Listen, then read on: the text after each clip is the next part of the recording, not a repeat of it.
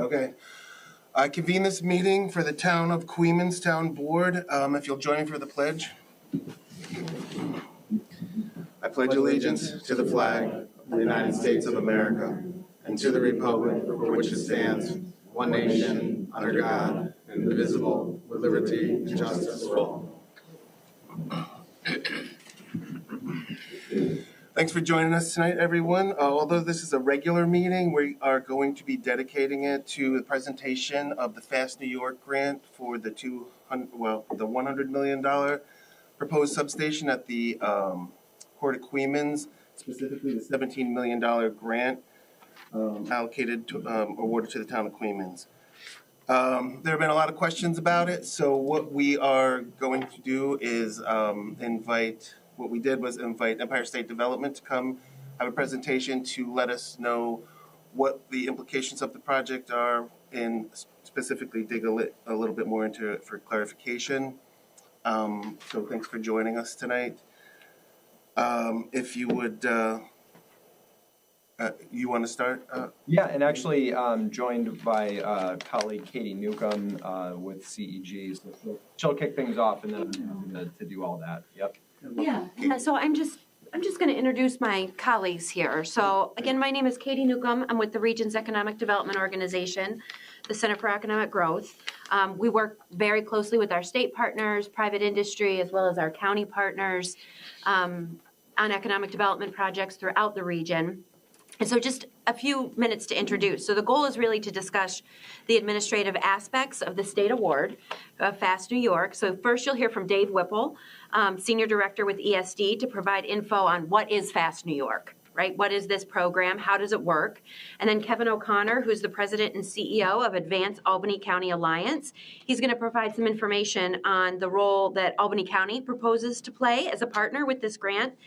And then throughout this, the partners really will affirm that, the subject property is really the existing port-owned property, right? So I'll invite Dave up to speak first. Yeah, thank you. Thanks, Katie. So I figure, picture is always worth 1,000 words. So we set this up just so, to hopefully make this make more sense. So, yeah. As long as folks can see it, I think this should be good. It seems bright enough. But anyway, I'm David Whipple. I'm a resident of the town of Knox, so Albany County. Work for Empire State Development. I cover the entire state, but this opportunity came up, and I happen to be local enough to make this meeting. So happy to do that. And I want to just be responsive to the supervisor and the board's request for just a better understanding of the program. And it's been a little while since it was applied for, since it was awarded. So I know that there are some new folks representing the town and from when it was applied for and awarded. So just want to make sure folks are all up to speed and comfortable with the intent of the program and the actual grant. So that's my goal. And so starting with, what is Fast New York and what is the point of the program? It's designed to improve New York's competitiveness with attracting manufacturing to New York State, growing manufacturing in New York State. And doing that specifically by improving infrastructure to, existing shovel-ready sort of sites. These are sites that have done engineering, they've done some pre-permitting, some planning. They've really invested quite a bit in getting it ready for this sort of operation. And so doing grants to improve infrastructure and also for other, less advanced sites, doing grants to help with that planning and engineering and those sorts of things. And, who is eligible? So why is the town and why are counties around the state and towns, municipalities involved in this? This is a municipal grant program. So that means that the applicant has to be a governmental body of some sort, or it could be a county IDA, a county economic development group. But this is designed for, communities, for economic development entities, and for municipalities. So, and what we're targeting are high-tech manufacturing. So, in different areas, but I know this could be semiconductors, could be clean tech, it could be agribusiness. So these sorts of high-value, high-tech kind of manufacturing operations are what we're seeking to grow with this program. And specifically, the grant that was awarded to the town of Queens is one of what we call the Track C infrastructure grant track. So this is, these are grants that can be awarded for, when a site needs additional water, sewer, power, transportation access, those sorts of things. And, but for money to improve that infrastructure, it would be a very good site. So, it's done the pre-work, engineering, the reviews, but it's missing that one key piece of infrastructure, and that's what the program allows us to improve. And to think a little bit about why we are doing this, so there are groups that help manufacturers and companies expand around the U.S. They've done a survey amongst their membership, and it said pretty resoundingly, shovel-ready sites are the number one incentive, really the number one way to motivate folks, companies to do this in New York versus do this somewhere else. So we could manufacture in any part of the U.S. Or in any part of the world, really, but we want to attract these jobs to New York State. And I think examples are always helpful. So what does all that mean in reality? Here are a couple examples. So we did one grant to the, let's see, it was the county, or it was to the Warren, Washington IDA. And this is for the former, everyone calls it the former GE dewatering site. It was a site that was set up in near Fort Edward, and the Champlain Canal runs right by it. There's really great rail infrastructure, but they were missing water. They didn't have water capacity to really serve any sort of operation there. And so we did a grant to them, and it's really improving the marketability of that site in a very rural kind of area to attract some large-scale manufacturing.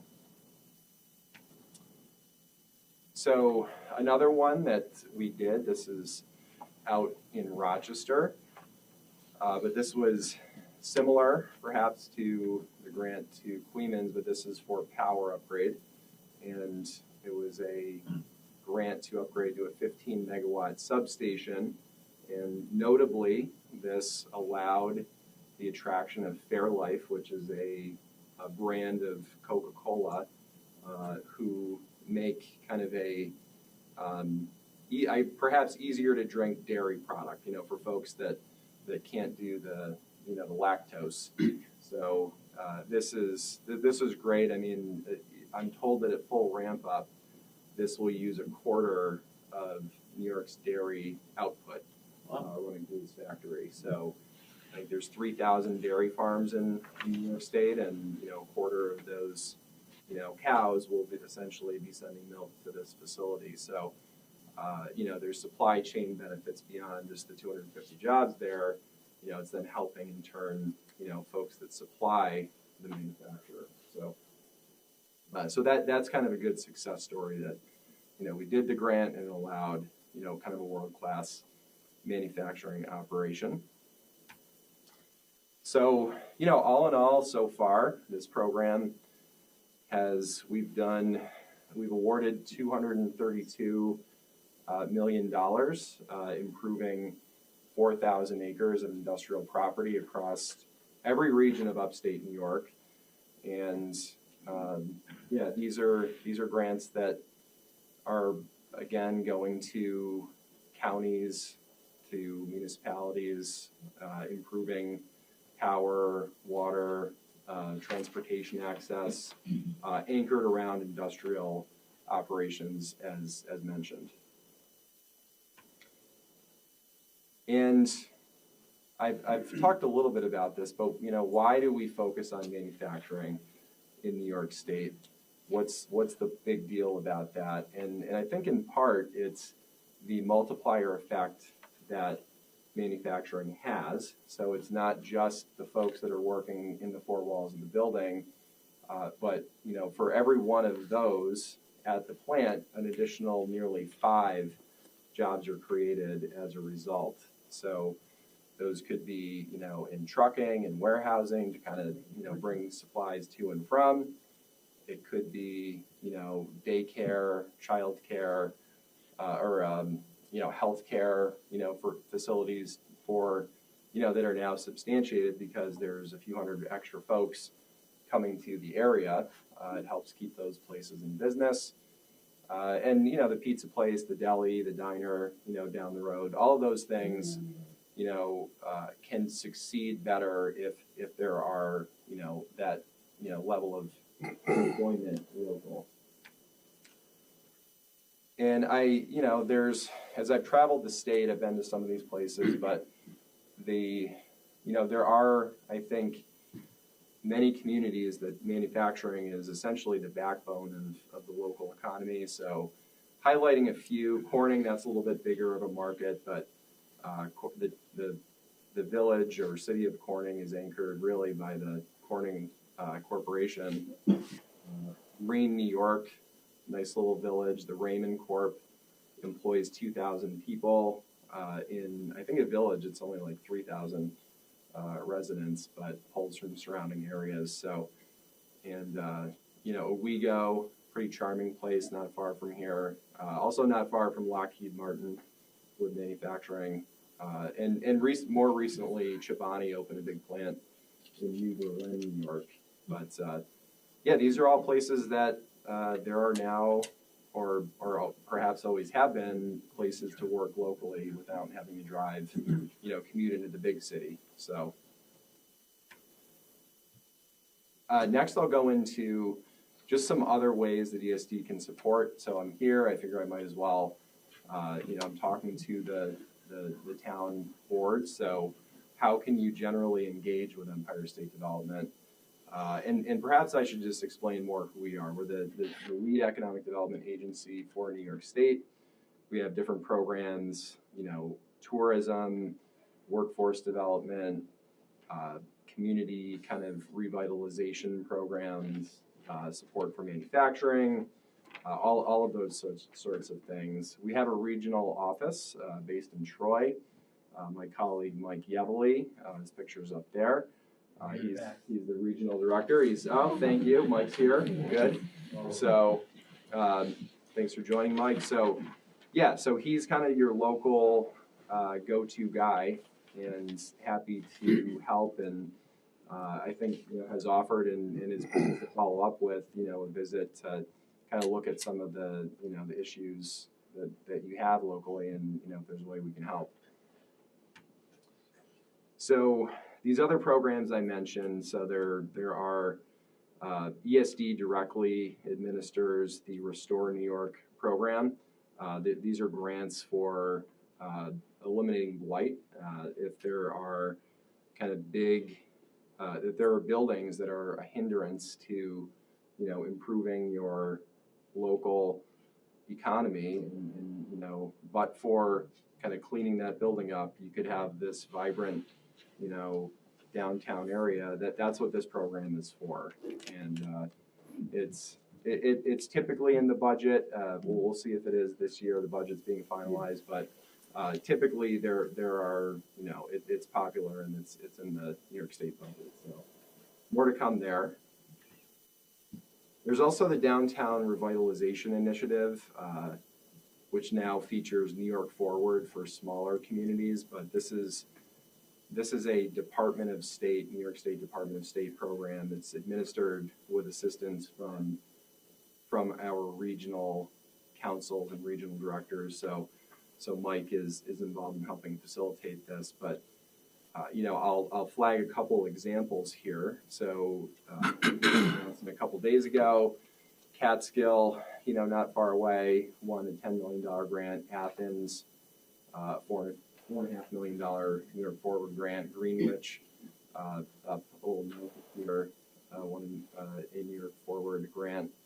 And Schenectady in the past has done this, and kind of for the downtown corridor stretching over to the new, revitalized riverfront there. So these are some examples of ways that we can broadly assist.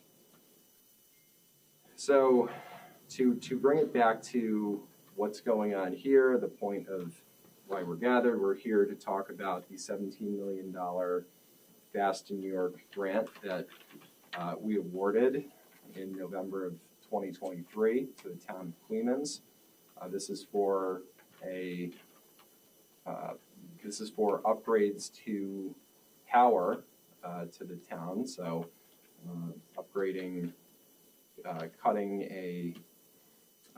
into the the very large 345 kV, they're called, lines that National Grid owns a little to the north, bringing that power down to a new substation. And the plan is, as far as I'm aware, most recently, is that would be at the port of Queens within the existing footprint there. And so the current status is we issued the award letter. We've assigned a project manager. So the project manager helps the applicant and the grantee through the steps. The project has commenced. Their Central Hudson and the New York ISO have began exploring further in detail the costs, the specifics about how that power extension and upgrade would work. And so in terms of next steps, so typically the applicant, together with the other parties involved, I believe in this case would be, Central Hudson, the Port of Queens, the town, perhaps county, like all the partners involved have to figure out like who's doing what, because there are a variety of things that have to occur next. So ESD will bring this to our board of directors, who has to approve as disbursements ahead of disbursements going out. So there's coordination on documents, environmental review documents, cost documents, those sorts of things.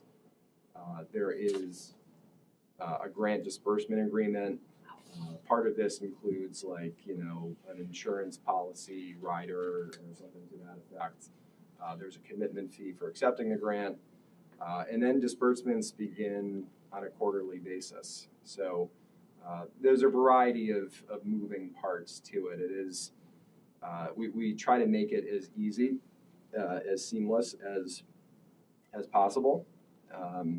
But there's with any large grant, I would say a $17 million grant is pretty sizable by almost any standard. There's a fair amount of paperwork and coordination and all of that kind of stuff that goes with it. So those are things that we're happy to dig much deeper into, and with the project manager, Chelsea, has been assigned to it, and we can help figure all of those things out. But that is the status. Again, this was a grant that $17 million grant to the town of Queens for a significant power upgrade, so bringing more power to your town.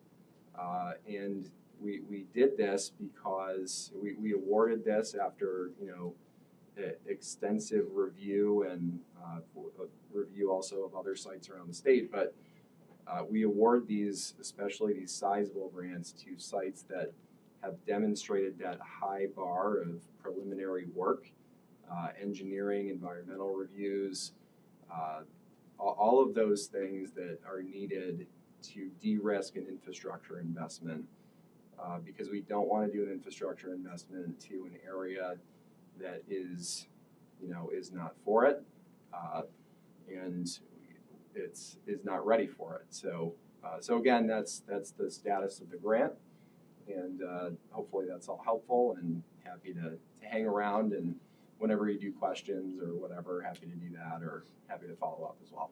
I think that starts now. Does anybody have questions they want to start with? So I'll just ask the two questions that I have. So a couple of questions that I always get, the total project cost is about $84 million. This is a $17 million grant. Would the town of Queens and the taxpayers be responsible in any way, shape, or form above and beyond the $17 million grant? Yeah, it's a good question. So the balance of the funding is needed really to meaningfully launch the project, and to get like transformers ordered and things like that, to get these very expensive electrical and engineers and outfits, in the planning process. So there are additional funding is needed. It's not something that I think the project doesn't fully commence until the balance of funding is in place. There are other opportunities, I would say, that are out there to solve the funding gap in different ways. For one, utilities are increasingly, I would say, submitting proactive projects that then get baked into their rate case, they call it. So, it's a different way of spreading a power upgrade like they would do for your power lines on your street, like within the rates. There are other New York State programs that could come to fruition for it, but I would say, that's part of those sub-agreements and like the agreements within the partners, amongst the partners involved. I just want to jump in. The question is the taxpayers of Queens, right? Correct. So you're essentially a pass-through for this grant. You shouldn't have any expenses related to the grant, insurance, all that stuff should pass on to the beneficiary, which would be Port of Queens. So, And that, you guys want to chip no, in. I mean, I don't know requirements. So they're going to have to put a package together with utilities, maybe more New York State, maybe a company has to come in to take it off to make it all happen. So okay. And that short answer really is no. Yeah. I don't want to. No, I appreciate that, because that's what I was hoping for, was the short answer, because, the taxpayers are really going to be listening in there, and that's what they want to hear. And that was my understanding. My understanding was that, the Port, National Grid, they're going to come up with the remainder of the balance. If I was advising the town, you were going to enter into agreement with the Port of Queens, you're going to have an agreement with them, right? You're going to be passing through this money. They should be required to do everything to get that $17 million, including paying any cost that you may have related to it. That's typically what happens. We've had some preliminary discussions with them on this issue too. Who's we? I have, I guess. I mean, I've sat through calls with them. The template grant agreement imposes some contractual obligations on the town itself as the recipient of the grant funds. We've talked about whether we could do like a 3-party agreement or whether we would address that through separate agreements. But obviously, we would want to be certain that the town was, 100% protected in that regard. And my second question, in the award letter dated November 2nd, 2023, which is signed by you, Mr. Yavoli, it talks about a 1% fee. So if we're talking $17 million, a 1% fee would be $175,000. Again, is that something that the town of Queens would have to bear? Onto the Port of Queens, if they want that $17 million, that's their responsibility. I mean, you can pay, like I said, you can pay it more on it. But typically there is a third party, something typically big on top of the grant, the beneficiary is under the office. So to kind of follow up on that, $84 million project, I think in that letter, there was an estimate of $100 million for the substation. And just with tariffs that are kind of threatening, going back and forth between steel and aluminum, it seems like it could go up to $200 million. Is the recipient comfortable with that amount of money for a substation? I don't see anywhere where it says 100 million, but. It might not be in that letter, but it was another, application.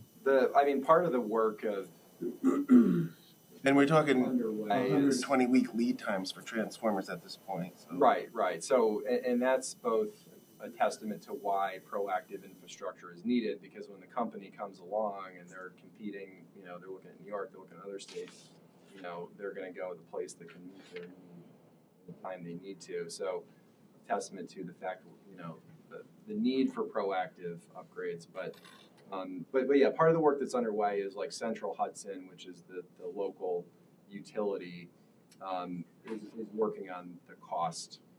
Are they doing a project with smart wires along the? So when you said 345 kilovolt lines, Yeah. So do they? I guess I could start simply. Like, what does the project look like? Is there a picture? I thought there was going to be like, here's the port and here's where it's going. Because 50 megawatts typically take 5 to 10 acres, and with the capacity to grow to 100 megawatts, this is a substantial structure. Yeah. So I think if we'd like, certainly a couple of Carver folks are here, and I think could show more specifically where a substation may go, whenever that's appropriate. But those are things. So the cost and the fine details of how they route, the power, how they physically go about doing that. Those are the things that they have to invest time and money into. Well, yeah, and Luke had sent a sort of a rough map of the proposed coming through Bethlehem, A1 and A2, and then down the west side of 87, and then crossing over to the Port of Queens, and then it continued to what looks to be Athens and maybe the Leeds substation down there. Is that where that's going? How long ago was it? How long ago was that image? How long ago did we look at that? I think, when was our last meeting? 3 months, 2 months ago? In your office? Yeah, when he sent those. In November, maybe? I think there were some high-level Yeah. concepts that were discussed, and then as part of this next piece, it really is that detailed design and engineering. So until sort of this next tranche of funding is paid to move forward, they won't have this is the actual route that we're proposing based on an environmental review, based on being able to stay within existing right-of-ways as much as possible. So conceptually, being able to look at a number of different ways that one could come, there were some conversations around that. But until they get into the design and engineering, they're not going to be able to propose that route that is, that is the exact and really, again, they look at everything: property ownership, environmental. Yeah, I existing thought that was right-of-ways. attractive to them because a lot of those tracts of land are New York State owned that are west of Right. 87. And I think that's the route that they'll want to go. I don't want to use route in the wrong way.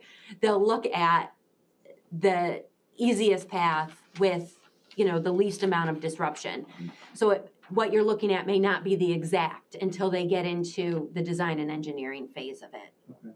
So the substation will step down or step up power. Where's the power coming from? Is it Cogen? It looks like maybe it wants to go there. Glenmont is about 870 megawatt producer. Athens is a big one, almost a gigawatt. Yeah, so I think the generation can sort of come from anywhere, right? But what they'll be looking at is the infrastructure that they would tap in to then step down and bring to the property.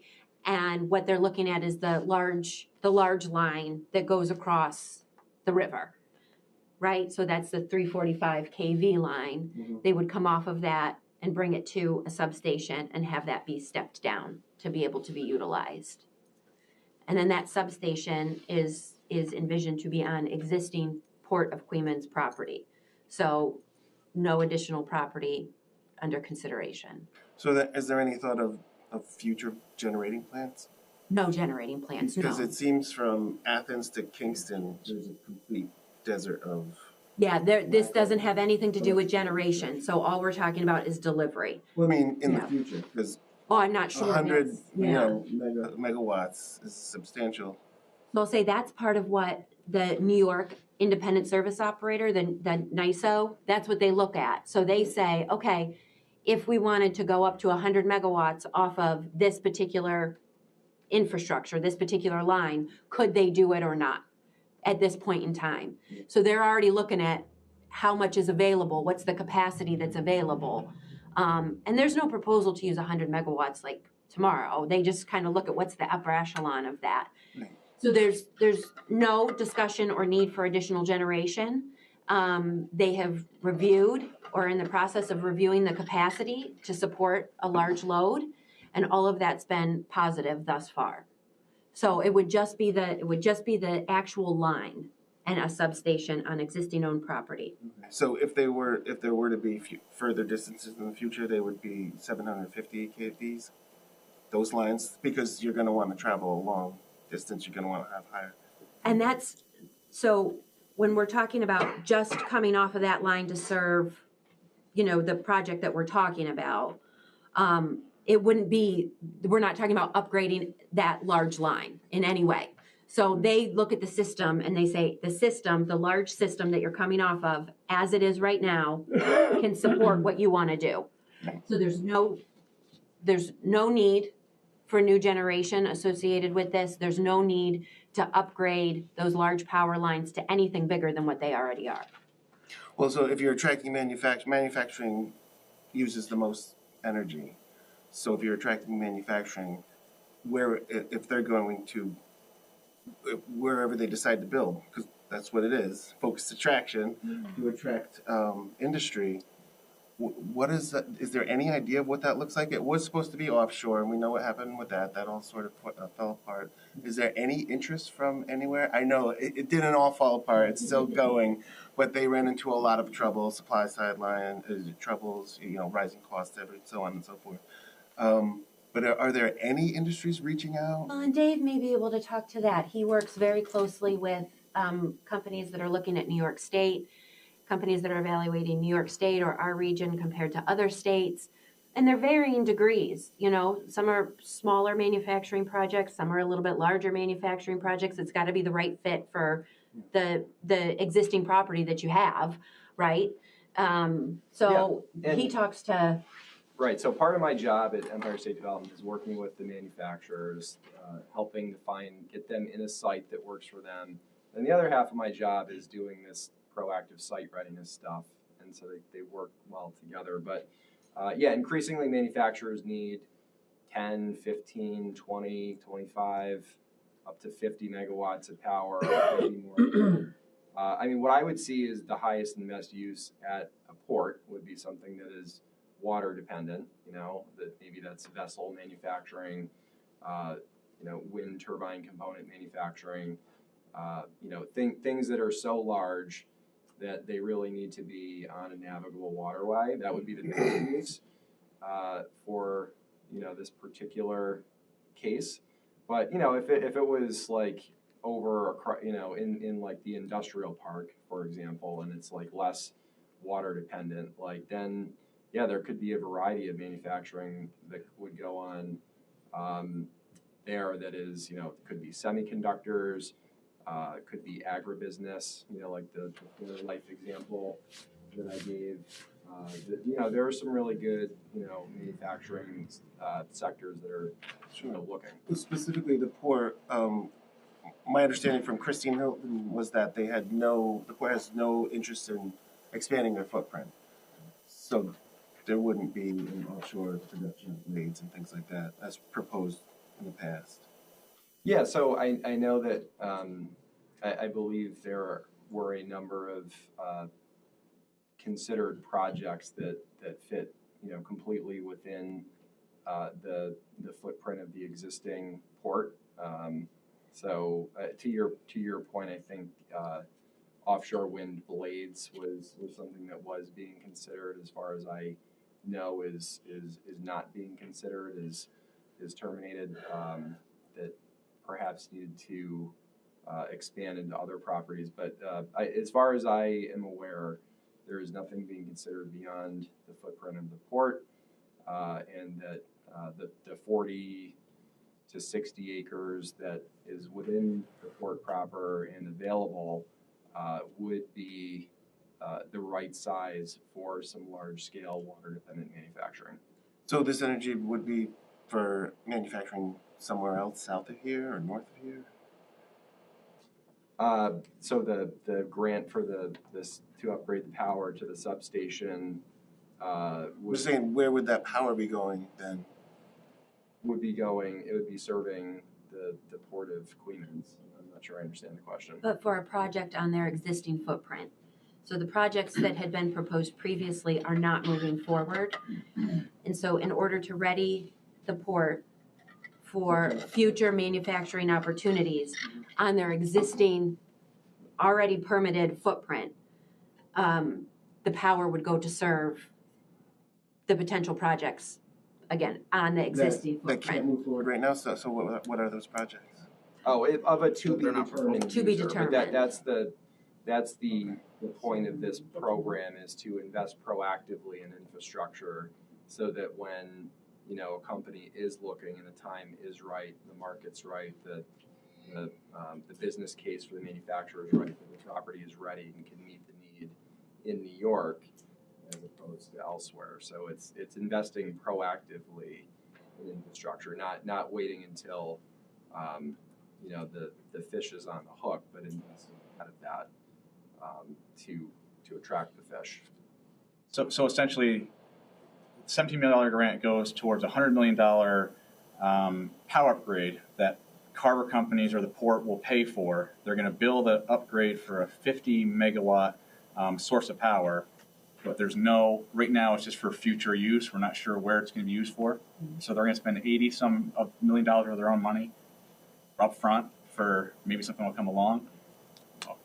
Can you tell me, what does 50 megawatts get you? Like, give me an example of what that could power. I'm not an engineer. I'm not an electrician. I mean, I did a quick Google search and it said 50,000 homes. I mean, is that accurate? Is that not accurate? So what kind of businesses would 50 megawatts encourage to come to our area? Sure. So in terms of how many homes, I don't know if Katie knows, but in terms of the kinds of operations, so I'll go back to that Fairlife, the dairy kind of manufacturing operation. So that's a 20 megawatt substation. And so that's like a 250 person operation. It's using a fair amount of power, I think mostly around the clock to process the dairy. So yeah, in terms of other sort of operations, semiconductors, I think, you think about Luther Forest, up near Saratoga, the power capacity up there is, I think, at least 50 megawatts. And so those are perhaps a couple examples. In terms of the number of households, I mean, it seems maybe about right, unless Katie, you have another. I'm not sure about the number of households, but I think the idea is that if you're going to build something, you want to be able to make sure that you aren't constrained in the future. And so that doesn't mean that somebody would come in and use the whole 50 megawatts, right? It means that that's available, that may be available for other uses,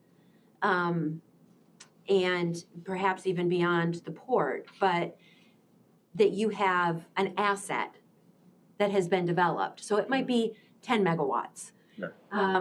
So it could be a smaller operation. But to Mr. Donnelly's point, Supervisor Donnelly's point, the lead time on these projects are very long. And so the idea of being able to build it or to be able to have that that means that you can cite a project, and it may be a project that is 10 megawatts or 15 or 5. But if you don't build it, then you won't be able to be competitive. Right. So it is sort of a chicken and egg, right? And an expensive one when we're talking about infrastructure. But it's also a necessary one for projects. Were there any other locations away from the Hudson River, inland? Because when you look at the power, the 45 kVs that come through Folsom's property and down south, there's areas in there, there's land in there. I think it's really tied, I think, back to Dave's point, and he can speak to this. The state really wants to invest or wants to support infrastructure investment at sites where there has been some progress, right? So if you look at the existing footprint of the Port of Queens, because that's really what we're talking about, you know, you have available acreage that has been permitted on a dock that has been built, and it's really but for, you know, there's a capacity constraint, so but for additional power infrastructure, they wouldn't be able to grow, right? So as opposed to maybe somebody else being an applicant on a piece of property that has gone through no permitting and doesn't have the right zoning and doesn't have, you know, they wouldn't want to incentivize that because it's just too risky. But here, it's zoned properly on the existing footprint. It's gone through permitting, so they're really providing that additional incentive. The town, the collective town here, previous administration along with Carver, put the application and we reacted to it. Okay. Those other areas, we put an application, we react to it. Yeah, and just to follow up on your statement, the question that I get in my office all the time is to grow into what? Right, and I think there's where again, sort of the chicken and egg is. If you don't have the infrastructure, you aren't able to sort of have the choices to be able to compete for potential projects. So this isn't tied to, you know, we've sat in this room previously about different projects. This isn't tied to a particular project. It's really the last bit to ready that site for future opportunity. And I think that is perfect, you know, opportunity. That's what this is about. This is about opportunity. Yeah, and agreed, and it's to attract new, like, high-tech manufacturing, and, you know, I think about, like, what kind of opportunities around. I've got 3 young kids, like, you know, I want them to go spread their wings, but I want them to come back because there's opportunity. You know, I've been in some of the older manufacturing facilities, and they're great. They employ folks, but it doesn't feel quite the same as, you know, a new, you know, just built high-tech manufacturing facility. You know, it's something that, you know, kids, I think, get excited about. So, you know, that's the focus of the program. There's the job creation benefits. I mean, it's really paving the way for, you know, future manufacturing to occur here, job creation, you know, sustaining community levels of, you know, employment. So Okay. that's So hypothetical, because I look to IBM in Poughkeepsie, and you look at the footprint there, and you know they need tons of power. Yep. So we build the infrastructure, and it's there, and it attracts chip manufacturer, and they want to go into, I don't know, Athens or New Baltimore. How does the power get from the port to them? Athens or New Baltimore would have to approach the utility about how they serve that particular project. So this is not to serve other communities. Okay. So it's not a full system upgrade, right? There's no transmission lines coming out, just coming in? Because I'm just going by the map that Yes, Luke had sent. Right, yes, so it's a transmission line coming off of an existing system that will serve what's happening at the Port of Queens. And So dead there's- end, so to speak? Yes, It'll dead end? I mean, you're not envisioning, I think your concern is that it's going, or question is that it's going to then. I'm just going off the map that we received. yeah, no, there's, unless Central Hudson comes to approach the town about something else in the future, you know, I don't know, but the way that it's envisioned now and the way that what's being studied is that it dead ends at the Port of Queens. So there is no, I'll go back to, no new generation, no larger sort of system that would then, something would come off of this to serve something in Athens or New Baltimore. This is to serve a particular site. Question, and I'm all for opportunity. And you said it's not for anything particular, it's just for opportunity to grow, and I think it's a great thing. But I'm looking at the application by George McHugh when he wrote it in June of 2023. And one of the questions says, include how it meets the needs of the targeted industry. And he writes, this project is necessary to support offshore wind, and there's no available power to meet the needs of the current tenants and business in the short term and long term. So it's hard for me to believe that you're offering a $17 million grant for something that could do anything, but the application is specifically, looks to me like it's geared towards offshore wind turbine manufacturing.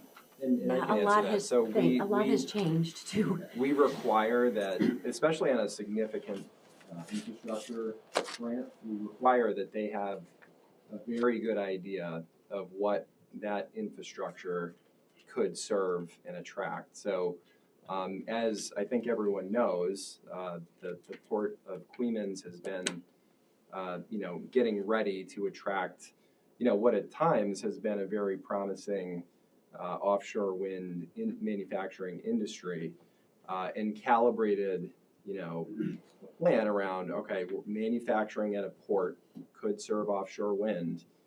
So that we required that they take a very informed approach about what the infrastructure that they would like to upgrade to could serve. So the case was based around manufacturing for something like offshore wind. So now, could that be vessel manufacturing? Could it be other things? Sure, but that's how it was calculated. Still want to see the grant.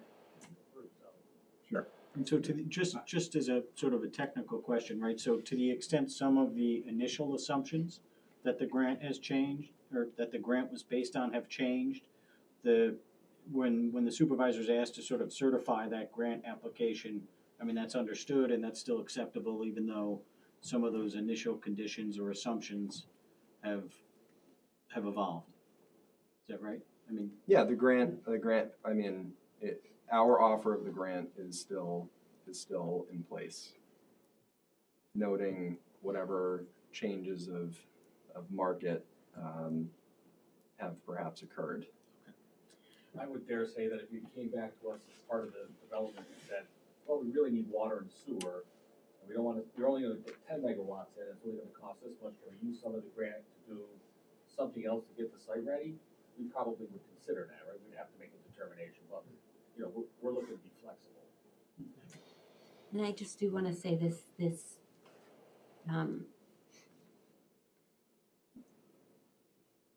the project that had been previously proposed. Could you speak up, please? Oh, sure. The project that had been previously proposed is no longer active. So this is not tied to the Yes, I project. understand. Okay. Yep, I understand that. But that doesn't mean that we should, as a town, just say, no, we're not going to accept the $17 million. I agree. Mr. Yoli, sorry, Mr. I want to call you Mike. That's inappropriate. Yavoli. Okay. So the letter you sent on November 2nd that Mr. Schmidt referenced, you say here, the Port of Queens and enabling additional growth at the adjacent industrial property, including the Queens Industrial Park.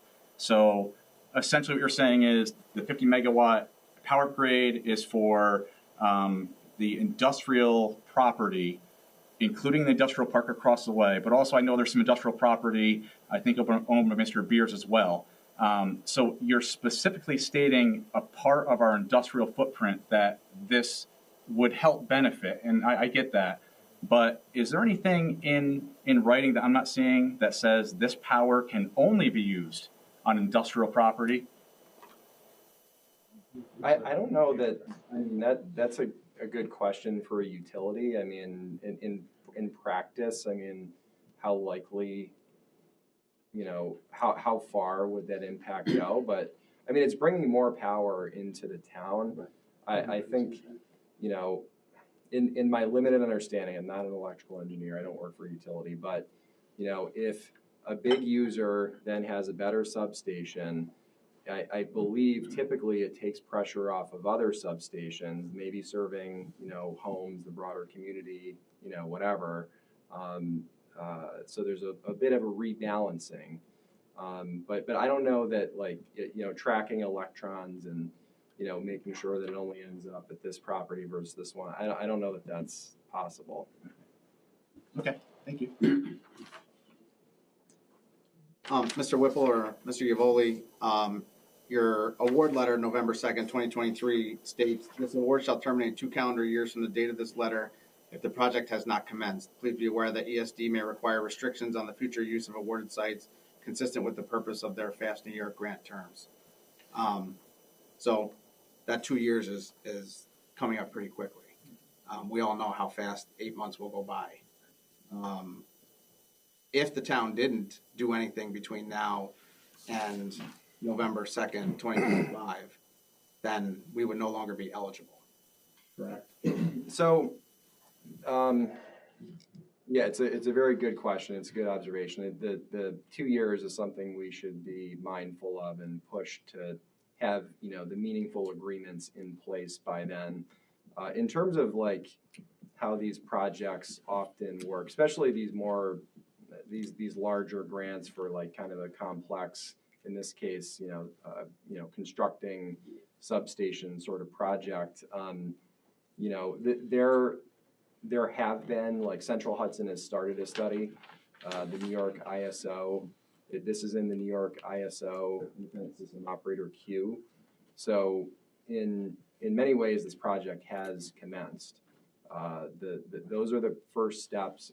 Before you can build anything, you have to, those two entities, the utility and the independent system operator, have to do the studies to determine, is it fully possible? What is the cost? So those things are underway. But yes, to your point, we should, you know, you should push to have, you know, grant agreements and those sorts of things in place. It's a case by case scenario. We regularly extend that. So between now and then, if nothing else happens, we have to take serious consideration of what's going to happen next to that. Yeah. I mean, I personally am not in favor of letting this go on any further. Excuse me, can I make a comment? Sure. A few comments. Good evening, everyone. My name is Kevin O'Connor. I'm the Director of Economic Development for Albany County, and I run the Advanced Albany County Alliance, which is the county's economic development office. And I want to impress upon you a few things that we feel as the county, as part of the county that you all support, and you're all part of. We have an opportunity here. We have the state of New York looking to give us $17 million to improve the infrastructure of our county and of your town. I believe at the time it was the second largest grant that was offered in the state of New York. There are other places around the state that would love to have ESD reprogram this money to someplace else. And things like that have happened. I don't know about this program, but ESD has reprogrammed money to other locations if the original, you know, recipient doesn't move forward. So what are we talking about here? I think what you're talking about is investing in the future of your county and of your town. I know Town Supervisor Donnelly is a big supporter of small business, right? And that's a great thing. That's the biggest part of our business base. But you know, the best thing to generate small business is large businesses. In 1980, the city of Saratoga Springs had empty stores on its main drag right on Broadway. It was a policy of disinvestment, and that community got together, came up with a plan, and pursued that plan, and attracted semiconductor industry, Quad Graphics, who just left, and now Regeneron is moving into them. And look at that community today. It's probably one of the most robust, small business main streets in our region here. Do they have tractor trailers going up and down? Excuse me, we'll get to that one second. And that's a good question. The And small businesses are. no, but let me answer that. But there is a, no, Hold on, Everybody, hold on. they're one Hold person on. at a time, please. it's a good question. So what happens if any of this, and listen, the Carver companies have a lot of things in the pipeline. I don't believe that the offshore wind industry is dead. It's on a hiatus right now, but there's just been too much money spent on it that this is gonna go away. And, regardless of what your politics are, red state, blue state, whatever, the largest alternative energy generating state in the country is the state of Texas. It's not a blue state, it's a red state. And I think the politics of Washington are going to get back around to this. And offshore wind, I think, is going to be, very likely going to be an opportunity for our county, whether it's at the Port of Albany or the Port of Cleveland. So what happens if these companies come in here, right? Number one, if it's an offshore wind company, this is what the county's strategy is. We're not looking to try to do anything anywhere with anybody.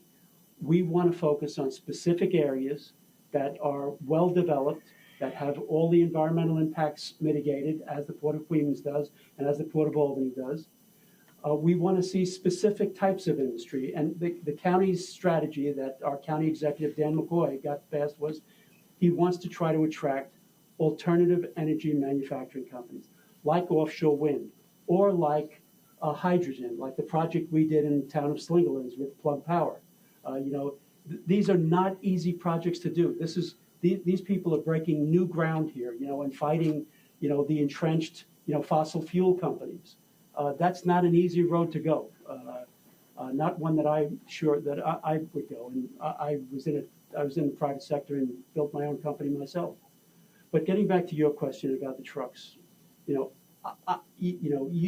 very well represented by an Albany County legislator. I think I saw Zach here, Zach Collins. And Zach has been doing some great work on this. But how are you going to pay for it? Well, I'll tell you one way that you could pay for maybe rerouting some of those trucks away from your main street. And I know what you're talking about. I've been to the Ravena Queens Businessmen's Association and felt those trucks coming down, and it rattles your kidneys. I get it. But oftentimes with these large projects, as we did with Plug Power, there is something that's known as a community benefit agreement. So what's that? That's where the town works together with the county and with ESD and the company and the developer and says, all right, what are some of the issues that this town might need some help with? Is it rebuilding your town hall? Is it rebuilding a park? Or might it be helping you reroute the truck traffic off of your main street so that you can develop that main street in a way that will support small businesses, will attract people there? I'll tell you, the ingredients for your main drag to take off are there. It's going to take some time, but you're right. That truck traffic has got to be mitigated, and there are options to do that. Let me just leave it at that. And there are, with projects like the ones we're talking about, the Port of Queens, ways to fund those solutions. I just want to be clear about a couple of things. We're talking about projects completely within the boundary of the Port of Queens. That's what Albany County is talking about. We gave the Carver Company a $150,000 grant to help them do the economic impact statement that the New York State Independent Systems Operator does to make sure that this is something that the grid can accommodate. That's, I don't know, Josh, if it's done or it's almost done, as Katie said, and all things are looking good on that. So everybody's doing this the right way. And you've got an opportunity here to do this. And these grants are difficult to administer. So the last point that I'd like to make, if the town would like our assistance, the county or the Advanced Albany County Alliance, in administering this grant, we would be happy to step up and help you do that. And I'm not saying that we'll take it away, we'll do it. That's not what I'm talking about. We'll help you administer it. We'll report back to you on everything that happens along the way with this project, and assure that everything's being done the right way. I can assure you, Dan McCoy is no pushover. He's a very hard-charging guy. You know, it was his idea, his focus to do alternative energy manufacturing because he believes that we've got to do something about climate change in this country. And this is, you know, one of the ways to, you know, do our part here, you know, support those industries that really are about, you know, addressing climate change on a very real basis. Mr. O'Connor, just so I can, not to interrupt you. Sure, no. If this town makes the decision to hand over this grant to the Alliance for your guidance, because you have more resources, you know, you'll still work with us for a community benefit agreement. Absolutely. You know, I mean, listen. because you know, Yeah. as I watched the presentation by Mr. Whipple, I see a lot of things. You know, the revitalization stuff, you know, with electric, water, sewer, and this town's got a sewer problem right now that, you know, we could benefit from. A lot of the stuff, we got a lot of green space in here that needs to be revitalized as well, and obviously some water issues. You know, I see water breaks all the time. Right. So, you know, if you help us with this and, you know, you monitor this grant, you know, we can work with you and, you know, we can kind of, even though you're kind of monitoring this, we can still kind of have a little bit of a seat at the table, so to speak. Absolutely, and there's actually a precedent for this. You know, the so-called Schenectady Metroplex administered a very similar grant. I think, David, might have been a Restore grant, Yeah. but the city of Schenectady did not, you know, feel they had the resources or expertise to administer the Restore New York grant, and they gave it to the so-called Schenectady Metroplex, my much better funded counterpart in the county of Schenectady. And it worked out very well. So there is precedent for doing this. But to answer your question is absolutely. And I would recommend strongly that, you know, a community benefit agreement would be part of this. Okay. You know, most of the European companies that we've talked to in the offshore wind business do this all the time over in Europe, and would be happy to do it here. Plug Power did one in the town of Bethlehem. So, well, listen, thank you for listening, and I'd be happy to answer any questions. Real quick, I know it's not public comment, but I've been in serious and extensive talks with Dan McCoy, with Kevin and the county for getting a traffic study down here. Look, don't bite my head off. We know we don't need a traffic study. We know where the trucks are coming. We know how many are there, all right? Let's get eyes on that thing. Let's get engineers on this thing. Let's use this to get more money to bring in to help solve our problems. That's why I'm excited about this. I know you guys have asked great questions about this. It's a big project. It's really a big project. I believe a partnership with the county would be the right thing to do. They're not gonna leave you in the dark, and I think you're really gonna find some opportunities to help issues that we already have here and to help growth go forward. So, And I can appreciate that, Zach and Mr. O'Connor. You know, I think the thing that's worrisome to a lot of residents is the fact that Albany County is pushing this a lot, and that's fine. I'm all for economic development, but when it's all said and done, we have a 50 megawatt power plant essentially. Albany County goes away, and the town of Queens is left here to deal with what comes next. And I think that's a big unknown for everybody is what comes next? What does this bring? And what is it asking the town to do? Because really what you're saying is the $17 million grant is just the starting point. So maybe offshore wind comes back, maybe it doesn't. I mean, I saw this in the Times Union, January 23rd. GE Verona, the same GE that wanted to have the offshore wind here in Lowell, but nuclear and gas plants are hot. Like, I don't want a 50 megawatt power plant. Albany County walked away, and then all of a sudden we have plans to the zoning and planning board like, hey, we want a nuclear reactor power plant here, and now we're like, oh, what do we do? So I think, you know, again, chicken before the egg. And I understand what you're saying, but it gives people a lot of trepidation when it comes to the fact that you're going to put, you know, sort of the cart before the horse. You don't know what's going to be for. Nobody really knows. Whatever it really brings. Well, what if it brings something detrimental to the town of Queens? Well, You always, you know, it's, you know, first of all, Councilman Stubbs, nobody's talking about generation here, and I'm not, Katie understands this, Dave understands it even better, I'm probably the least, but this is not about building a power plant. This is about just extending the distribution network. It is the biggest impediment we have to economic development in our county. The utility infrastructure here is terrible. We've suffered years of deferred maintenance, and it was because manufacturing was going offshore. And with it was all those high-paying jobs that all of our parents used to work in, right? They disappeared in the 70s and the 80s. Well, it's coming back now. There's something called reshoring and rehoming, where these manufacturing jobs are now coming back, and we've got to make sure we have the infrastructure. And I know it's frustrating, but you don't want to say you want to do it because you don't know what you're going to get. But the only thing that I can tell you, if you don't do this, you'll get nothing.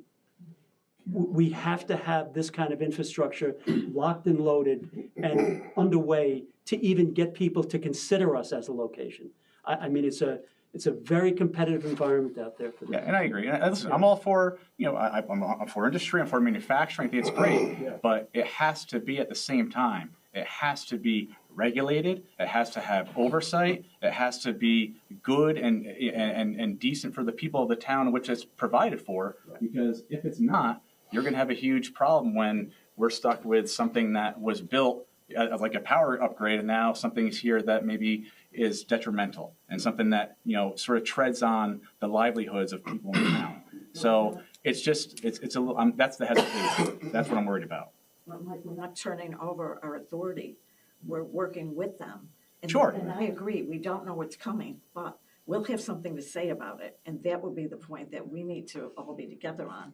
I won't be here, I know, but you guys, and we need to, and with the community, be able to take a stand for using that power correctly. And I know that Mr. O'Connor will guide us with that. Sure. And Zach Collins and our county executive. And I appreciate that. And I'm not saying no to a $17 million grant. I mean, I think it has great opportunity, but I want to make sure we have the things in place so that we are ready for it if and when it comes. I'm saying it. Yes. I want to say, and I also too, I think we need as a town board, we need to be proactive and not reactive.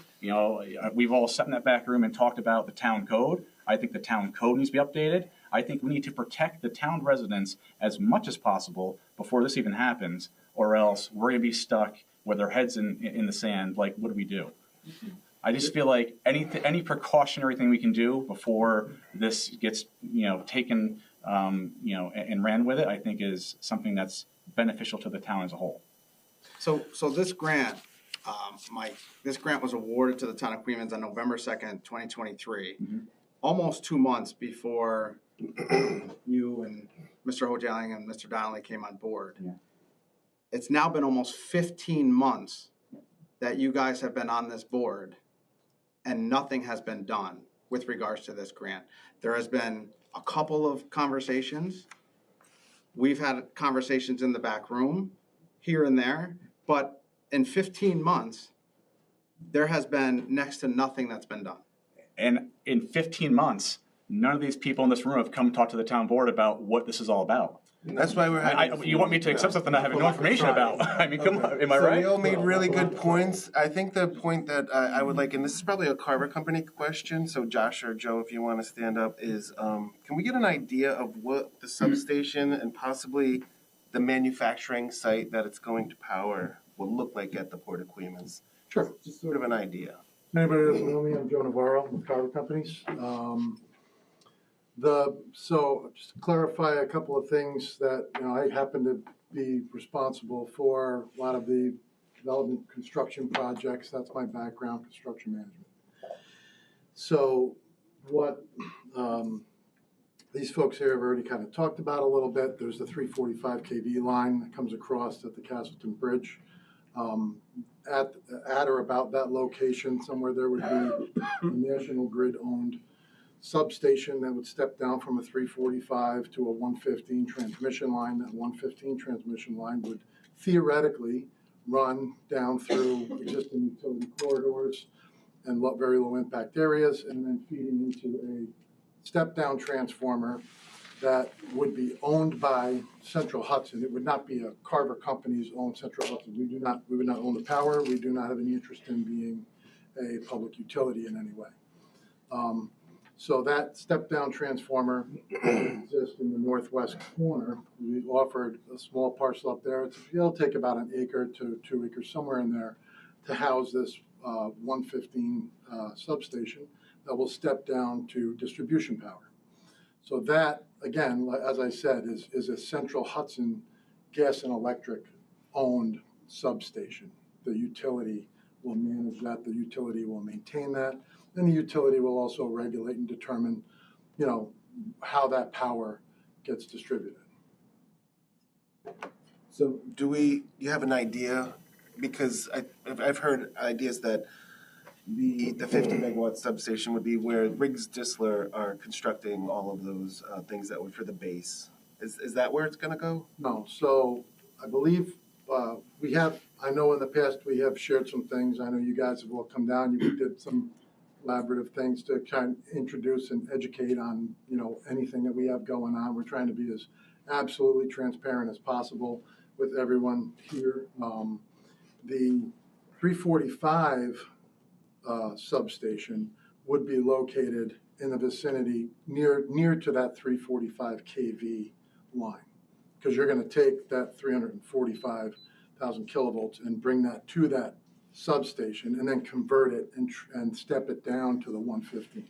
So the locations that the utility is vetting out, they look for areas that are vacant properties, no wetlands, minimizing or eliminating or whatever, any environmental concerns, those types of things. So they're in the process of, vetting out, plots of property in that area. So one potential example could be where the Berkshire Spur comes in to the New York State Thruway, nearby to the off-ramp on the western side.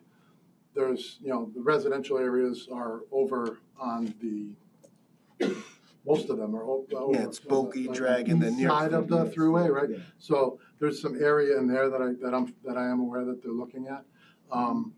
So that would be where the 345 to 115 kV transformer would be located. And then from that location, you would have transmission lines that would run down to the location that we identified in that northwest corner within the port parcel to be the spot for the. But the 50 megawatt substation will be on Port Equipment's property? No, that would be, well, it's not, I guess it's, so the system in and of itself would be capable of delivering 50 megawatts. So that's all the equipment that exists in either transformer, right? So these utility designers, and I know enough about electrical stuff to be dangerous and shock myself once in a while at the house by, going in the wrong spot in the wall. But I'll explain as best I can. The equipment, and all that design work is built out to the capacity for which it could be future intended, right? So your cabling, like the size of the cables that they use. So it would be 50 megawatts capable, but you're still stepping down from that kilovolt from one to the other. Does that make sense? Right, so when you drive in 101 and you go to where the solar fields are, you'll see 20 megawatt substations. Sure. See them as you're driving by. Right. Yep. Is that type of structure going to be on Port Equipment's property, and what will that look like? Well, first of all, it's not designed yet, so it's hard for me to really say. What the utility has informed to me is that for the 115 kV distribution power substation, that it would take a footprint of between 1 to 2 acres. And that would be, a secured fenced area assigned to Central Hudson Utility and these things, but the actual equipment and gear inside of there, it doesn't, if you look at a substation, generally there's some distance between those fences you see and to where that equipment is housed inside of it. So, it's a relatively. This what made me think of where the Riggs Distler, because that's 1 to 2 acres right there, and it's so we're all concrete, so it's perfect. On the hill, up on the upper path, and you drive by. That you can see right. So the concept, the theory is that, in that northwestern corner. So, you know, not far off of like 144, to the north side of the parcel, that would be sort of the patch that we would be looking to, you know, potentially have the substation. The Howsam property, that would be north there, right? Where That's on the CD other side of the property line. Where CD Man is proposed, the construction and demolition waste project. I am not familiar with what CD Man or. It's a 70-acre She's talking about Mr. Discreet's property. Yeah, I'm sorry, I Okay, don't. I was just trying to I don't have any visualize where that familiarity with parcel, what the- is there a parcel number that you have Well, for it's the that? port, it's the P&M brick parcel number. Okay. So it's within, anything that we are considering at this point is within the existing property lines of P&M brick. The substation. That would be that would reside within that Thank you. parcel as well. Thank Yeah.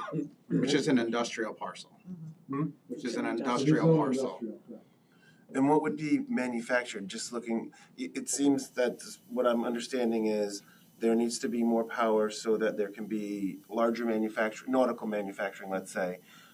What would that be, and would there be a structure built to do that? Because I'm not sure if there is one right now. Structure, I'm sorry. I'm thinking that if you need to have a manufacturing plant put on the port to build nautical, I mean, because when I see the port, it's usually bridge spans. So I'm just curious, yeah. So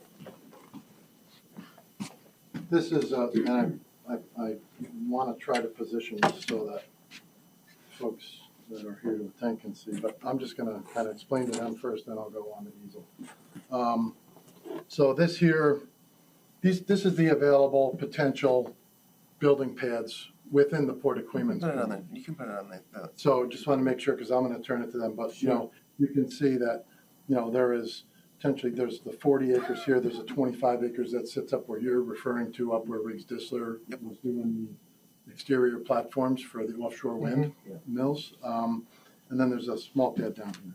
This is that northwest corner, 144 runs to the north. This is kind of that little patch here that we're talking about for the potential substation. So for you folks in the audience, same thing. So this is the potentially, you know, areas that manufacturers would be considering for constructing what it might be. Okay, offshore, as Kevin said, offshore wind isn't off the table. Can you just come over here, because that camera needs to see that picture. So if you sure. can come in front of I me. can do that. Can I bring the? Yeah, absolutely. Well, that might not work. I don't want to. I'll hold it for you. No, it's okay. It's okay. Poor Linda. I'll hold it. That camera up there. I'm too big. Linda just disappeared. She's still here, I promise. I'm not a magician. This is that upper area where most folks are familiar as they're driving by. They're seeing Riggs Distler with those large concrete platforms that are for the offshore windmills. Down on this lower pad, most recently, everyone's aware, they saw the bridge spans that were constructed and floated out, brought down to North Jersey. But these are areas and acreage within the port that manufacturers have interest in potentially developing. As Kevin said, and as we believe as well, offshore wind is not dead. There is still opportunity with offshore wind. No one from NYSERDA or anyone from the state has announced or said anything to us that that is not something that, you know, is a potential opportunity. In addition to that, you know, there are other manufacturers that do have interest, but this is all very preliminary things. It's the phone calls, it's the different things. There's a lot of opportunity out there for a variety of different things. That the first question that we are always asked is, what do you have available to you for power from the utility? And generally that answer is us kind of doing a really good dance around it because there is no available power. So I don't know if folks in the room are aware, I mean, you could have some of these discussions with some of the, the district management folks with Central Hudson Gas and Electric, but the availability of electrical power to support any type of additional business operation. And I can give you another example of that because the industrial park was mentioned, but I'm sure most folks in here are aware that there is, there's a company called Curaleaf that operates in there. They've had some ideas and thoughts about adding to their footprint right where they are in the industrial park, not expanding outside of the industrial park at all, but right in there. But we have no ability for them to be able to do that because we cannot get power from the utility to support that. So there are a number of different opportunities that, may or may not even get to the point where we can actually start having a real serious conversation because of the fact that we don't have the power or the availability of the power. So what we're able to at least tell them now is we can say, we are engaged with the utility, Central Hudson Gas and Electric, in developing potential solutions to generate this power. That's one thing that we can say to them. And then the other thing that we can say that is true fact is that the NISO, which Katie had mentioned, which is the state regulatory agency that actually looks to see what is available on the grid and if they can in fact deliver whatever you're asking for at a particular location. Now, if you're familiar, out in Western New York, there's some big chip plant projects that are going on, and they're looking for hundreds of megawatts out there. And NISO is the New York State agency that actually looks at what comes into the state from an electrical power grid standpoint. It tells you, yes, you can deliver or you can't. And then it's up to the local utility to actually build and construct the infrastructure necessary for that. A local utility will not do any infrastructure upgrades without there being a project and a payer.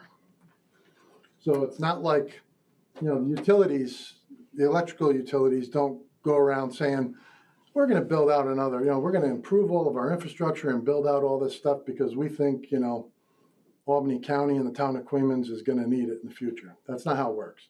You have to go to them, say, request power upgrade, and then they tell you it costs X amount of dollars. And then this is kind of how we kind of developed to this point. And then there's organizations such as private companies who invest time and money into reaching out to the utility and doing some things to understand what it's going to take to actually be able to get that power brought in. Now, like I said, it's not Carver Company owned. This is a Central Hudson owned transmission line. We are an interested party in this, obviously. But what Central Hudson can do in the future in terms of power generation or power, it's not generation, I'm sorry, you guys got that word stuck in my head. But, for power distribution and where that can go, it benefit any number of things, residentially, commercially along Main Street, depending on future growth 5-10 years down the road. But also, as Katie had mentioned, when you're looking at a project of this magnitude, you don't just build it. If you're planning on having 10 kids, you wouldn't build a house with 2 bedrooms. You'd probably think about maybe a couple more and then adding on later. But that's kind of the concept. It's a future built into it, but it's not necessarily just. It's not Carver Company's Port of Queens' future in and of itself. This is a Central Hudson owned facility that would benefit this sort of what's been explained to me by the utility, and is that it's we're kind of in a little bit of a black hole area here when it comes to power and available power when you want to try to step up and get more power, because the infrastructure in this general area right in here is not robust or anything by any means. It's very limited right now. So that's the. Quick question. Yes. It seems like this is for the brick plant, okay, Carver, which I think is great. But if it's for them, why does the town have to get involved? Why can't Carver go out and get a grant? So to be clear, this was initiated during, this has been ongoing for some time, but primarily as per the letters that were referenced, was the offshore wind opportunities and the state's initiative for renewable energy, and we're trying to leverage that. So we, as Carver companies, did step forward to initiate the process because someone has to do that for any of these pieces and parts to start coming together. And I can shed some light too. So the way that our grant program was written, it's a municipal grant program, so an economic development, local entity, a town, a county would be recipients, but not directly to a private company. Thank you. Yeah, I have a couple of questions. Am I good? Yeah, Joe, thanks. I really appreciate I'll be that. over here. Thank you. I want to see that later on too, Joe, if I can get a picture of it. Actually, I'll put it right here. So do you want me to go over there? Sure, if you won't mind. I'm Barbara Heinzen. I live on the boundary of Queens and New Baltimore. And I've been following the development of the Port of Queens for some time, as well as the offshore wind proposals, as many of you know. Question for Mr. O'Connor. You said that a 50 megawatt substation went into Saratoga, and you have a 50 megawatt Saratoga semiconductor plant up there. Is that right? I don't think I said 50 megawatt substation went there, but I'm sure it was something at least that, if not more. Right, that but we it took for the supported global a foundries and- semiconductor operation. Right. Can you tell me how many acres were needed for that semiconductor operation? I really can't. I don't know. Katie, do you know how many? It's a lot. The site, and Probably, the site itself is that Global Foundries owns is, I think, at least 1,000 acres. 1,000 acres. Correct. But Right. that site was large enough for a semiconductor fab. So the project has to fit the site. And so that I site, accept that. right, so Well, that that's- site well, was that- I think appropriate. that- Thank you, that's very, very helpful. Thank you. Because as you described it, Katie, we put in the electricity, and in effect, it's the bait to get the fish to come and bite and bring manufacturing to the town. Is that right? That's because at the moment, there's no wind project to support. Power and electricity is a necessary precursor for It's a necessary development. precursor, but it has to be supporting some kind of project and manufacturing project. You've also said that this power line will dead end at the Port of Queens. Is that right? As it's proposed right now, it will go to a substation at the Port of Queens. Right. And so you'll have 50 megawatts of power at the Port of Queens to support manufacturing from there. It will be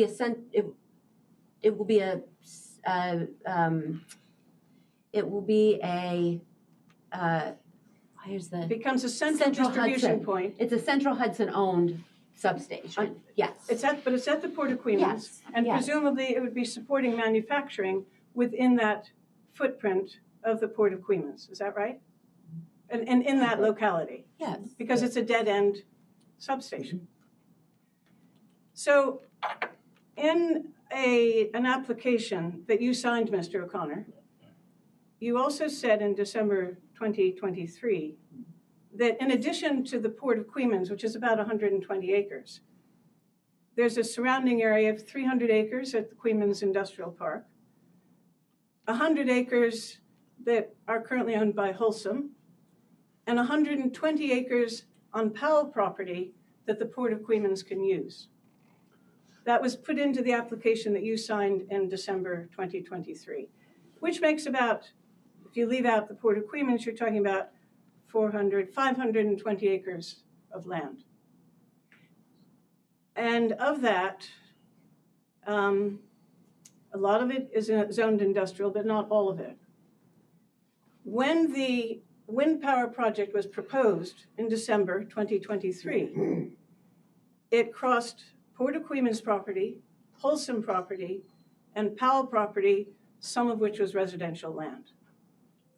So my question is, the industries that will be capable of using this power, will they start to want to be established on residential land and agricultural land and along the river, which does not need more industrial development? Could never happen. Nor do local people who live on that area Could need never more happen. local manufacturing development. It's not zoned for industrial uses. It's not And zoned for industrial What we're talking uses. about here is just the industrial property that is within the Port of Queens as we know today. And that's it. If the town decided they wanted to expand their industrial property, that's up to them. But right now, what we're talking about, Barbara, is what's No, I in the accept Port that. of Queens. I accept that. You're talking about the Port of Queens. But you're building a facility to support more manufacturing. So where will that manufacturing go? First of all, The Port of there are, Queens. just a moment, there are existing businesses at the Port of Queens. Where are they going to go? Where will the shipping go if the manufacturing is there? There's the industrial park is built out. Have you looked at the overhead maps? Because I printed some out for you in case you don't know what it looks like. I mean, honestly, Ms. Heinzen, These are- those questions are more for the town board and the town planning and zoning That's board. why I'm raising it in front of the town board, because this is. But you're directing your question at Mr. O'Connor. Well, I know, but. If you have comments, they really should be directed to the Well, town. I'll direct it at the town board, but the proposal came from Mr. O'Connor, that's why I'm directing it at him. He's proposing that we put in a very large electricity substation to support manufacturing, and in that area, everything is built out, and there's no place for the manufacturing to go without removing existing businesses or invading residential and agricultural land. Is that what the town is supporting? Because we don't know what this electricity substation is going to be supplying electricity to. I assume there's been a seeker done on the substation, but what about the consequences of the substation? The consequences of the substation are, as Mike Stott rightfully points out, that's what we have to live with. And how do you judge the consequences when we don't even know what manufacturing is going to be supported by all this electricity? I think it is a bigger question than you are allowing. And I admire your tenacity, and I completely endorse the need for more renewable energy. But do we have the room for it in that location? What are we planning to do with that power? How do we see that evolving over the next, presumably it takes at least 5 years to build. So in 5 years' time, where will the manufacturing go? What will the electricity be serving? And what will be the consequences on our traffic, on our pollution, on our air pollution, our water pollution? What would be the consequences for the river? We're opposite a state park. We have sturgeon breeding in the river here. We have a number of protected species in our creeks along the river. We have an obligation to more than one business. We have an obligation to all the residents and to the environmental health of this place. So I think we need more time to think about this, and I would like to see not a hasty decision. Steve, I respect your point that it's taken a long time, but this is the first time a lot of people in town even knew this was possible. We need to have more discussion amongst people who live here. Is this what we want? How do we imagine where it will go? How does it fit in with the way we see the future of the town? So that's really all I have to say. I'm just saying this is a bigger question than just one substation on a few acres at the Port of Queens. It's a bigger question, and I urge you to take your time in thinking about what it means for the long term and for the people who live here. Thank you. Can I make one quick point? Just Absolutely. Sure, Joe. Because this has been established, it's publicly available, but the Port of Queens has gone through the environmental impact statement, EPA, DEC, all of the permitting agencies have already, all of that's already been vetted, reviewed, all of that information is publicly available. through the approved environmental impact statement for the site. So that gives you all of the information in terms of traffic studies and all of the things that are part of that were done by all of the state agencies. So that could be something that, you know, folks could reference back to. So projects would be required to color within the lines of what's been approved and has been established for some time. I just want to say one thing, and I am really nervous about saying it, but I would just like to mention real estate values. And I think many people in this room probably own their own houses or in the process of owning their own houses. And I live across the river, and I bought a house 20 years ago for $75,000, which is now worth 100% more because I live on the river, because Columbia County is mostly nature preserve and scenic Hudson and establishments that are small businesses, and there is no industrialization, and it goes all the way down to Poughkeepsie. That kind of increase in real estate values has to do not with manufacturing, but with environmental concern. You could actually ride a horse from one of the nature conservancies near me all the way into the town of Hudson, which is also booming with small businesses, cultural events, and has a huge growing population of all sorts of people, not just the 212ers.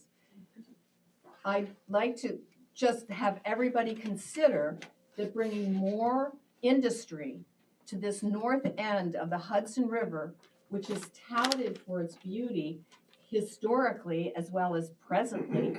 If you followed Lewis Pugh's swim down the river last summer, you'll know the attention that got, and that everybody south of the Rensselaer County line is completely blind to anything but scenic Hudson. They're not looking for, and the march north from, when I first bought my house in Schodack Landing, people laughed, oh yeah, you know, you got a house on the river, but look where it is. Well, the houses on the river have increased in value all the way up from Hudson to Stottville to Stuyvesant to Schodack Landing to Castleton and beyond. That to me, because that's the largest investment I've ever made, and the fact that it's increased so much, actually the port decreases the value of my house. I won't get into my personal situation about that, but I just want everyone to consider real estate values and industry. Thank you. I'm sorry, can you state your name and? Melody Ross, ROSS. And where are you from? I live on the Columbia County Rensselaer line, literally, which goes right through Schodack Island State Park. And at one point in history, it was called 4 Points because the 4 counties all come together at that point in the river. So you don't own property in the town of Queens? No. Okay. But I'm really affected by the Port of Cleveland. I'm affected by the noise, I'm affected by the lights, I'm affected by the air pollution. I'm at the same height. I look out my bathroom window to the white things that are part of the wind turbines, and I literally had to board up the entire north side of my house because the lights from the port are so bright that it ruined the. I just look south now. I just look south. I was just going to say, Mr. Supervisor, does the purpose was so that the board could ask questions, have any questions that they have, I mean, the primary purpose answered. Are there any other questions that the board members have before we move on to the public comment period? Yeah, that would, do you have anyone? I don't have any further further questions? I've exhausted mine too. Okay. Does anybody else? Yeah, so. Before we move into public comment though, I do have a resolution that I would like to have the board, I'd like to introduce to the board and have us consider it. I think everybody knows my stance on the grant, and how long this has been going on. Thank you.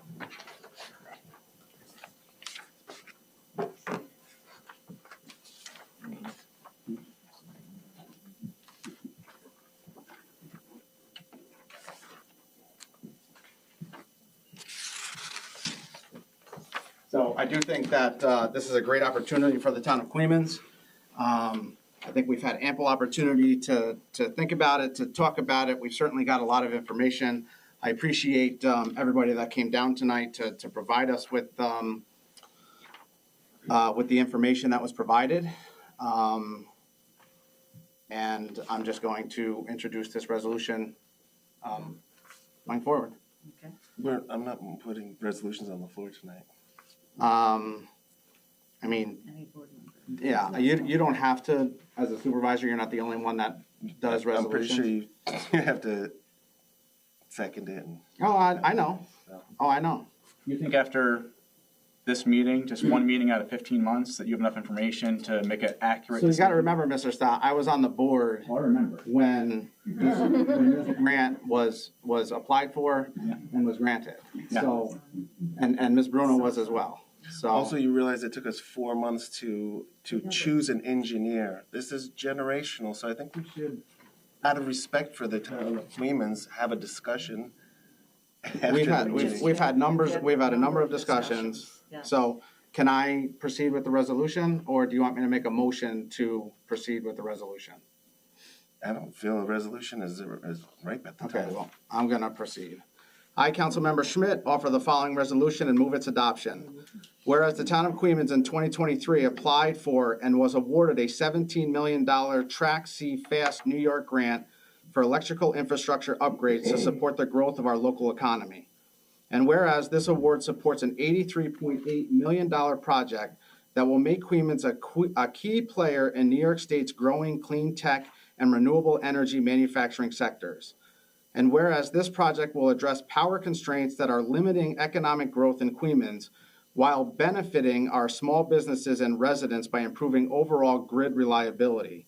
And whereas this project will have no out-of-pocket cost to the Queens taxpayers. And whereas the town board recognizes that this project is essential to transitioning our region to a green economy with the town of Queens leading the way.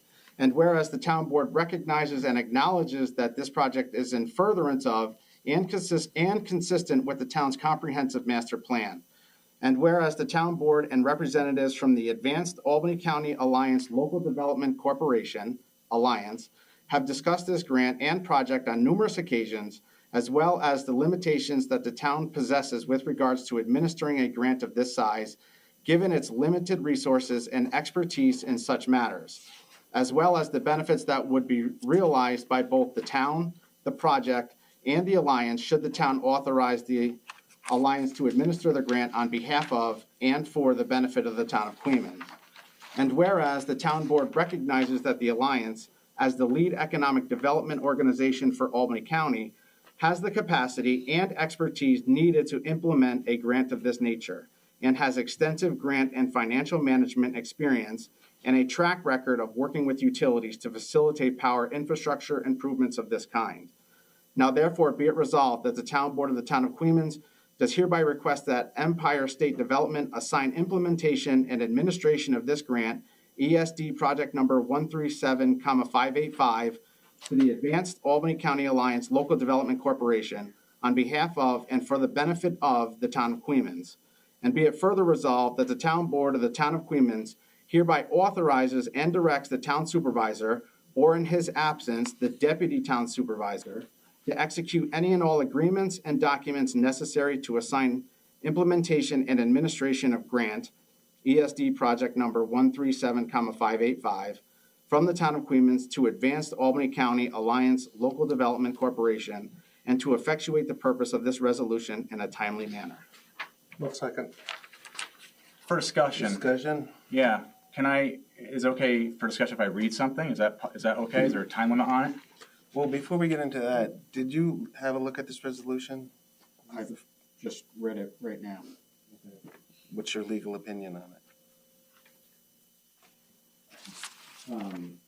There are a lot of pieces associated with this grant. I think some compelling arguments have been made, in terms of its ultimate benefit to the town. I think there are some real benefits to ultimately considering assigning certain administrative tasks and responsibility to the county based on their experience. But I don't from a legal perspective, I would not recommend assigning that without knowing the parameters under which you're assigning it, without seeing what the grant agreement will look like, what the agreements with the other interested agencies and enterprises. But again, this resolution is simply allowing the supervisor, or in his absence, the deputy supervisor, to execute documents that will be created as a result of this. So we know that there hasn't been, agreements drawn up. Right. But that's what this resolution is for, is to get started and to the town board allowing and approving that the supervisor and or the deputy execute certain documents going forward to move this along. Yeah, I am all for moving it along. I can't recall off the top of my head another instance where we've approved a contract without it having actually been negotiated beforehand. Well, the contract would be negotiated I understand. Prior to it being signed. Right. This doesn't mean that the county is going to provide documents to the supervisor and the supervisor is just going to sign them. There's going to be negotiation, there's going to be discussion, but this allows us to move forward. This allows the alliance to do what they need to do to present us with documents going forward. Right. I mean, I think I can certainly recommend a request be made to the alliance for things like what that agreement might look like between us and them for the assignment of the administrative responsibilities. There were mentions of community benefit agreements. I think it would be great to see what they would look like so that this board could review them and digest them and make any changes that you thought were needed. I think it would be helpful to see what proposed agreements would look like between the town as the recipient of the grant, who under the current language of the grant agreement is technically responsible for the balance of those costs. And I understand there's commitments that ultimately that won't be, the final result. But I think there's some drafting that needs to happen between now and then. It would be my recommendation that you see those beforehand. And again, my understanding and my opinion, while I'm not a lawyer, is that we will have the opportunity to see those documents. Well, this board, the five of you, would be authorizing the supervisor and or you unilaterally. Not me. To sign agreements. I'm not the deputy. Okay, we're the deputy, to sign them unilaterally.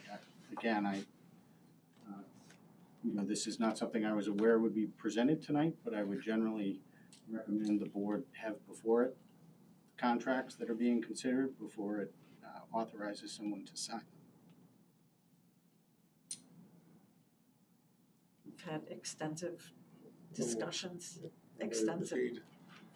For discussion, I just want to read something, if that's okay. Sure. Let me start by saying that I support economic development as long as it is environmentally conscious, safe, and doesn't impose negatively on the lives and well-being of our residences. Now, that being said, in 2021, the town board at the time, consisting of Supervisor McHugh, Dan Baker, Zach Collins, Brand Lefevre, and Linda Bruno, adopted through a resolution an updated comprehensive plan to the town of Queens. Now, for those of you who don't know, the comprehensive plan is essentially the town board saying, this is the community's goals and vision for the future of the town of Queens. And one of the categories of this comprehensive plan is economic development. So it's a pretty important one paragraph. Let me read it to you. A significant opportunity in the town of Queens is the growth and expansion of industry along the riverfront and along Route 144.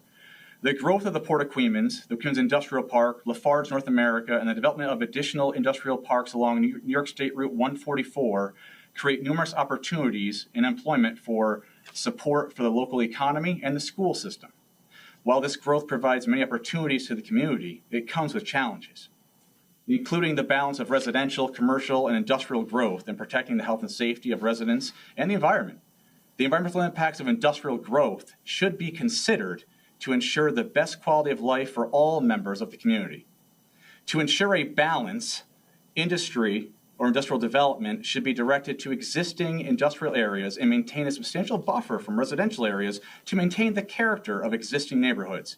Currently, there is still room for growth within the industrial zones, additional industrial growth is only intended to occur within existing industrial areas. No geographic expansion of existing industrial zones is recommended at this time.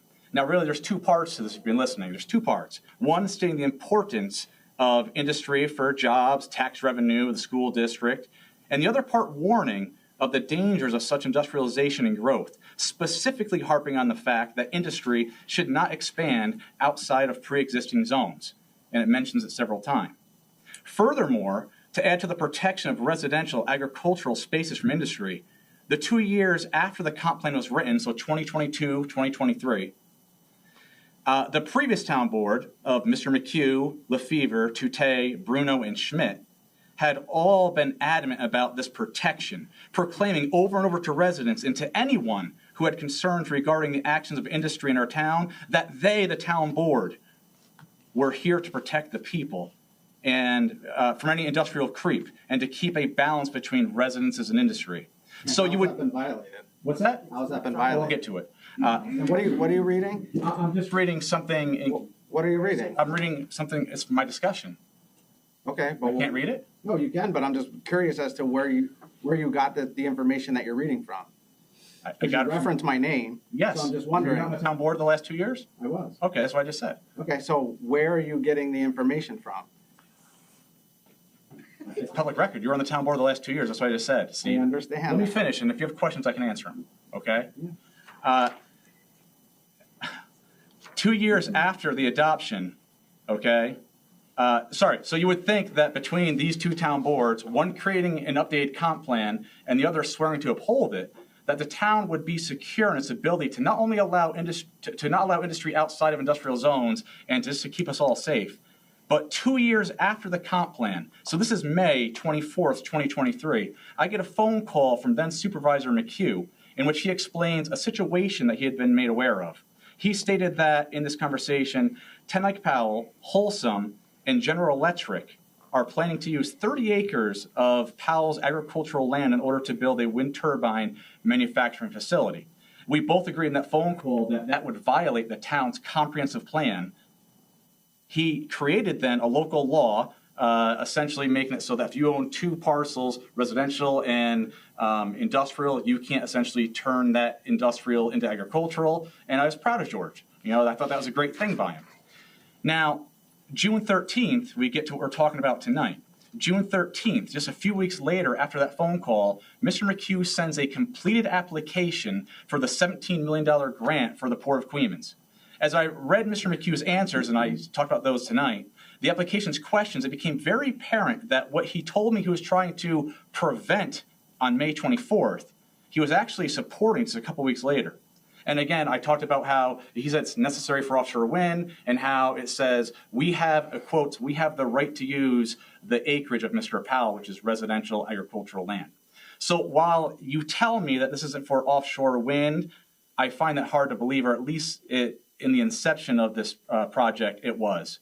Now, as many of you have already been aware, while the grant application happened in June of 2023, a few months later, Carver Companies put forth an application to the PBZBA asking for a site use variance for roughly 30 acres of Mr. Powell's residential agricultural land. Now, I personally spoke out against this application, not because I'm anti-industry or because I don't support economic development, but because I believe the application violated the comp plan, asking to use 30 acres of agricultural residential land in which the plan warns against many times. Secondly, the application was asking to use an agricultural accessory use variance for industrial purposes. But the more important question to the previous town boards is, where were you during this? In my opinion, you created a fairly specific comp plan and then preached to the public that you would defend and protect the residents from any industrial creep. But none of you spoke out against or even questioned the wind turbine application. Instead, it seems as though as soon as industry snapped their fingers and mentioned economic development, regardless of how that development would occur, you have those same people actually supporting the things they previously rallied against. For example, Marissa Toutey wrote a letter to the PBZBA supporting the turbine application. Brandon Lefevre sat right there next to Carver Laraway at the public hearing in support of it. And George McHugh not only got a grant to promote this, but also he sent a sewer letter to Carver Company saying you have the right to use the town sewer without, I don't even think he even told the town board about it, but we can talk about that. So you didn't practice what you preached. And in my opinion, when you should have been slapping industry on the wrist, you were patting him on the back. In closing, economic development, and more specifically, industrial development, is only as good as the regulation, the checks and balances, and the oversight that go along with it. We as a town cannot be complacent and continue to simply be reactive. We need to be proactive. We need to plan ahead to protect our residences and their quality of life. If we allow certain additions to our industrial footprint, then we need to be forward thinkers in not only how such additions could be beneficial to our town, but also how they could be detrimental to our town in the future. As a board, if we were to accept this grant, it should come with certain things like guaranteed protections for the people of this town. It should come with a lot of discussions and a lot of interactions, not just a one-time after 15 months conversation for an hour and a half. So for my discussion, I feel like this is irresponsible. I feel like it took us 4 months to decide on an engineering firm for 9W, and we're throwing this out here. You're right. It's been 15 months, but not one of these people talked to me in 15 months, Steve. So how do I have information on it? Everything I've heard about that, I heard tonight. The supervisor has had plenty of conversations. But you haven't. I haven't. Again. We haven't. Real quick. Mr. Schmidt, Ms. Bruno, Yes. Mr. Hoteling, Supervisor, did we all talk to the county about this? Personal phone calls? Did we have personal phone calls? Multiple? Yes or no? Yeah, Did we have a Zoom call? Yes or no? Yes, Did no. we have a personal None of phone these call? Did we have a personal phone You, call? me, and Luke Rogers did, Zach. Okay, but hang on, you just said 3 times, nobody's ever come to us. We have. Zach, You keep saying nobody's ever come, time out. Okay, sure. You just went on a big long spiel. Yeah. You just Well said, deserved. well deserved, I hope you got it out. Great. I did. Thank Okay, you. let me get mine out. I will. Okay, thank you. I would appreciate that. I've spoken to each and every one of you about this. How many times has the county exec been down here? Multiple? Twice. To speak about you. How many email threads are on here? How many times has Dave Whipple come up? Okay? So don't say that you have only received this information tonight, because that's false information. Feel how you want to feel. It's not false. That's the first time we ever saw a map that looked like. He said he hasn't heard from anybody. With all due respect, we met in your office, I showed you. And you've met with Joe Navarro. You did not bring that map to my office. And you met with Joe I was happy Navarro. to see This it. map is new. I'm glad you got to see it because you had a lot of questions about it. Okay? We have spoken. Okay? We have heard. We have done homework. Do not discredit my hard work, these guys' hard work, or your time. That is your hard work as well. That's your job to answer questions and ask them. It's your job. It absolutely is. Don't say it didn't happen. That's false information. Tonight is a big meeting. It is a big meeting. Yeah. But we've all had back information on this. We're 15 months in, Mike. Mhm. We're 15 months in. Tonight, accepting this resolution would be accepting the funds for the grant. After that, you work with the county. After that, you set up your CBA. After that, you set up your town code. You can't set up town code if you don't know what's coming in.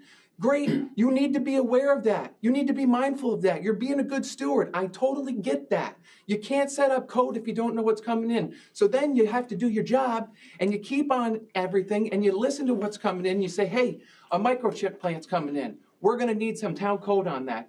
Town attorney, can you go to some other towns and see what they have for their code? Then that's how we build our code up. That's how we go forward. You guys keep saying we're putting the cart before the horse. You're putting the cart before the horse.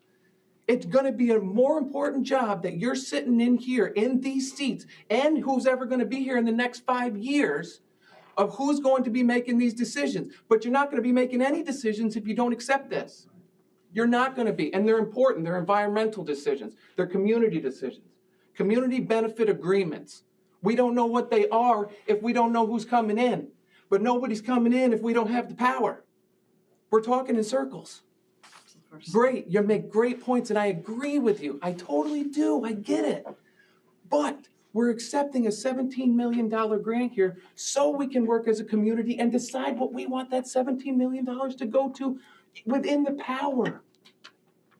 within the power, it's within industry, it's not gonna increase. And if it wants to, that's your job to keep it and slap it on its wrist. That's your job after. You wanna slap it on the wrist and we gotta know where to slap. We gotta know where to slap. It's a big deal. It sucks sitting in that seat. I know. I know. All right? Thank you for listening to me. And I respect you. I do. I respect you too, Zach. All right? I do. All right? I'll respond though. To be fair, our conversation, you called me with Luke Rogers and we talked for maybe 15, 20 minutes, right? Okay. And I thought, Zach, we both sort of left that conversation with, yeah, it's an opportunity, but there's some issues with it. And then that's why we set up this meeting. Yeah, and there's still issues with it. You're the deputy supervisor. You should be privy to everything that he's going through. So you have a lot. You've had a lot of chance. And let me ask you a question. Yep. Ask so Zach, my whole point was, we've seen that we have an issue in the town of Queens with a balance between industry and residences. Can you deny that? We've seen it, yeah. We have it, absolutely. And I'm all for economic development, Zach. But the problem is, I know. I know. We know you're for economic. Thanks, Zach. But the problem is, how is it that, like, when the Carver companies had the wind turbine manufacturing facility, in which they specifically said we need 30 acres of residential agricultural land, you wrote the comp plan. That wasn't in violation of the comp plan. It says 4 times you shouldn't go outside of existing zones. Is anything there? What part of tonight's conversation? And again, did you speak up? Did he speak up? Did she speak up? They all supported it, Zach. Again, part of tonight's conversation. I'm working with the county. Right. Nothing in tonight's conversation that's been discussed that's outside of the port. And then I'm using this to work with the county to get a $50,000 truck traffic study so we can get eyes on it. Because guess what? The state laughed at me when I said I wanted a throughway exit. I'm trying to get the truck traffic off. It's important. Guess what this community benefit agreement does? It brings eyes of ESD and New York State onto this issue. Hey, they want to put this power plant or substation in, okay, substation, whatever it is. Hey, they have this truck traffic issue. They have a really major truck traffic issue with trucks going up and down Main Street. The county exec has told me he is willing to give me funds to do a truck traffic study. Then we can go to ESD and New York State and Mike Yevely and say, hey, can we bring Wholesome in here? Maybe this is going to bring the funds so we can take the trucks from 101 and go right across Wholesome plant. You're never going to get that if you vote this down. I didn't say I'm putting it down. I just said I want more information. You're never going to get that if you don't accept that. Okay. No. I feel like there was a precedent set with the last board, and when they should have spoke up, they didn't. And I'm worried now, Zach, that when they're telling me that, hey, we're going to build it and they'll come, who's going to come? In the driver's seat. I am not, Zach. I'm in the driver's seat. And we have a zoning board of appeals. About the last board, you're on this board and you're Zach, you know town boards switch all the time. Well, do a good job, and you'll be there. And you're doing a good job. You're doing a great job. I'm not saying he's doing a bad job. Again, that's why we also have a planning and zoning board of appeals that's independent of this board. We can't make that decision. Yeah, but, and I totally agree with you. I totally agree. You can't make that decision. Staying silent is one thing, but being proponents of it is a whole different thing, Steve, and that's what I was referring to. And you will be a great proponent. What's that? You will be a great proponent going forward. Your voice is going to need to be heard. You're not going to heard him. We heard him. Okay, I heard you. Thank you. I just feel like Loud and clear. I feel like there's a lot of question marks, and I know and you know things come up, they take time, and if we accept this, now who's in the driver's seat later on? You are. Zach, I am not. We as a board will be. Yes, the driver's seat when they clear cut the property. Okay, so let's focus the meeting. Everybody made some really good points. This was a presentation, as I said at the very beginning. I thought it was informational as well. I guess I was wrong. There's a resolution on the table. We're still in discussion. Okay. There was this was described as a presentation at the very beginning of this meeting so that we could gather information, which we did. And thank you, Joe, and everybody that stood up and gave their points of view, their opinions, the facts that we had. The fact is that we have not discussed the community benefit agreement, Kevin. We have what did you say? Daycare, healthcare, workforce, blight of decrepit buildings. You were saying, Dave, truck traffic. We haven't negotiated one of those things This resolution is incredibly reckless. It hasn't gone through the town attorney, and we're giving the game away because We're not giving the game away. no one here said they were gonna vote against this $17 million grants. I personally think it's incredible. Let's move forward with that, but not this way. Not submarined with a resolution that's written by a non-lawyer who says himself, I'm not a lawyer, but look what I cranked out. This isn't submarine. This is something that has been on the table. The town for attorney 15 didn't see it, months. neither did anybody else on the board, probably except for Ron. I'm ready to vote. Did you see It's it? incredibly reckless. Well, I got one question. No, I didn't see anything. So we talk about time, right? And So you guys don't want to have a discussion about with Kevin and Zach and everybody that wants to promise all of these things, all of a sudden. I want to move forward. And there with are accepting the agreements $17 million grant. that expose the town. That $185,000 that Mike was talking about, you're exposing the town to pay that. This resolution. You're relying on the This good graces. resolution is to accept the $17 million understand. grant, and then we will go forward. Doesn't say that. It doesn't say you're accepting the grant. It just says you're assigning all sorts of authority and responsibility to the county. That may be what you want to do in the end, but from a legal perspective, I can't advise you to do that blindly. I have a question. So, and I understand it's under a time constraint, and that's why people are freaking out, and I get that. That's understandable. Let's just say, hypothetically speaking, we get through the information, we all agree, like, okay, yeah, it's great. We have the things in place to make sure, like, everybody's protected, and we all have a sound understanding of what's going on.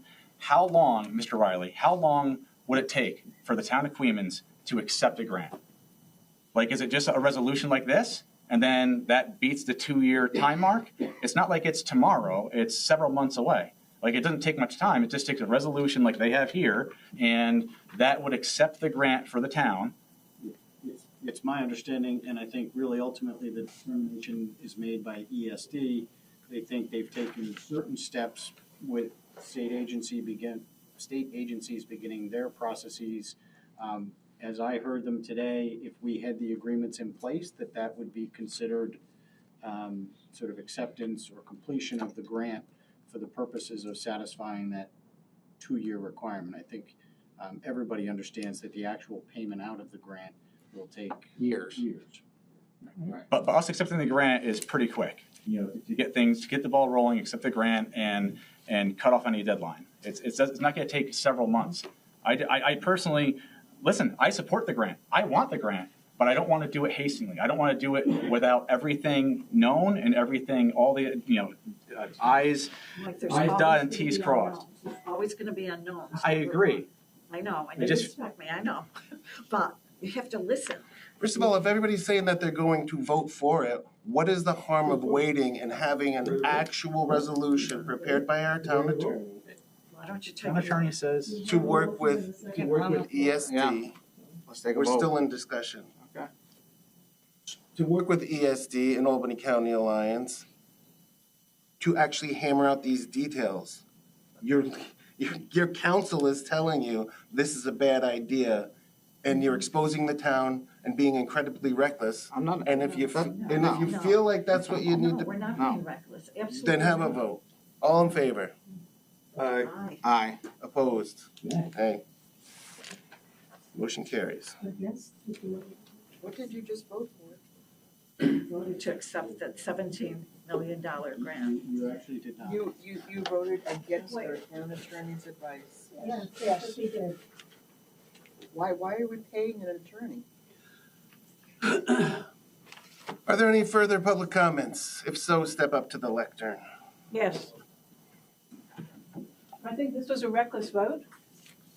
And while Zach and many others may have talked to the town, you may have had conversations with the board, you have not consulted the residents of the town. The people who live here, who are affected by this, have not been consulted. And until all of us have a chance to comment on this, I think this vote should be rescinded. Thank you. Anyone else? Yes. I just wanted to say. Can you state your name my and? name is Diana Abedy. I have a master's of science in public health. And I looked at the cancer statistics by census tract, And you unfortunately have, the last time the DOH calculated cancer statistics by census code, a higher than expected rate of lung and bronchus cancer. You also have a higher rate of asthma hospitalizations, and that data is by zip code. So just from a public health standpoint, it's important to note that particulate matter 2.5, the smallest matter that also goes across the river, and diesel fumes are both class 1 carcinogens. So I'm just concerned about public health for anybody. You know, I live in Athens, and that cancer cluster goes down there too. It's really important that when you do consider industry, and I'm not opposed to this substation, but I'm confused because we talked about 50 kilowatts and then someone else said 115. And I thought I heard someone say 115 kilowatts, but up to 100, you really need to be careful about what industries you bring in, and also about quality of life and environmental health, not just for people, but for the animals and the species in the river. Thank you very much. Diane, can I just have your address, please? Yeah, 394 Flats Road, Could you spell Athens, New York. Abadie. Thank you. And you said that was Athens? Yes. Okay, thank you. I used to sail up here a lot, so I really like the area. If there's no further comments, I'd like, we saved this to the end, so you guys don't have to wait around for this, but we have some minutes to accept from February 25th, February 27th, and March 7th. Everyone had a chance to review them. I'd like to make a motion to approve the minutes into the record. Second that. All in favor? Aye. Motion to adjourn. All in favor? Aye. Aye.